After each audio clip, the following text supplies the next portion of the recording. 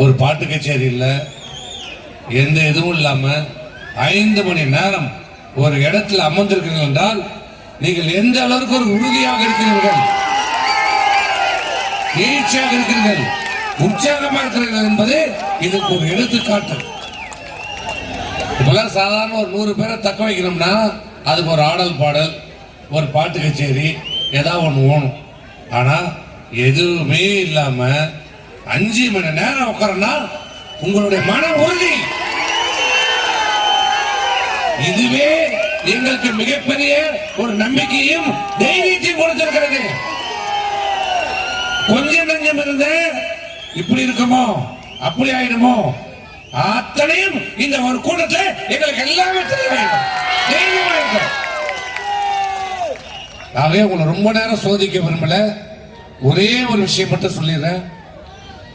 இந்த கூட்டணி என்பது இன்றைக்கு திராவிட முன்னேற்ற கழகத்துடைய தலைவர் முதலமைச்சர் ஸ்டாலின் சொல்லிக் கொண்டிருக்கிறார். நம்மை கூட்டணியை பற்றியும் கூட்டணி தலைவர்களை பற்றி விமர்சனம் செய்து கொண்டிருக்கிறார். அவர் என்ன வேணாலும் சொல்லட்டும்.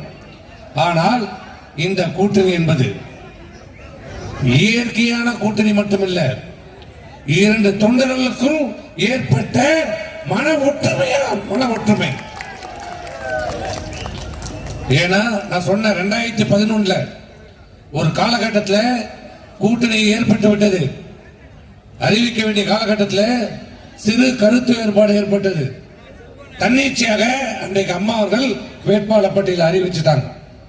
ஆனா அனைத்து இந்திய அண்ணா திராவிட முன்னேற்ற கழகத்தில் இருக்கிற நிர்வாகியும் சரி, கீழே இருக்கிற அடிமட்ட தொண்டனும் சரி, அதே போன்று தேசிய முற்போக்கு திராவிட கழகத்தில் இருக்கிற நிர்வாகிகளும் சரி, கீழே இருக்கிற தொண்டர்களும் இந்த கூட்டணி வேண்டும், இந்த கூட்டணி அமைய வேண்டும், இந்த கூட்டணி அமைய வேண்டும் என்று சொல்லி வற்புறுத்திய காரணத்தால் அம்மாவை பொறுத்த வரைக்கும் ஒரு முடிவை எடுத்தால் ஆண்டவனே வந்தாலும் அதை மாற்றிக்கொள்ள மாட்டார்கள். அப்படிப்பட்ட அம்மாவை அந்த தொண்டர்கள் இயக்கத்துடைய தொண்டர்களுடைய உணர்வுக்கு மதிப்பு கொடுத்து அன்றைக்கு அந்த கூட்டணி வைத்த காரணத்தால் தான் அமோகமான ஒரு வெற்றியை நாம் அன்றைக்கு பெற்றோம். மிகப்பெரிய ஒரு வெற்றி கூட்டணி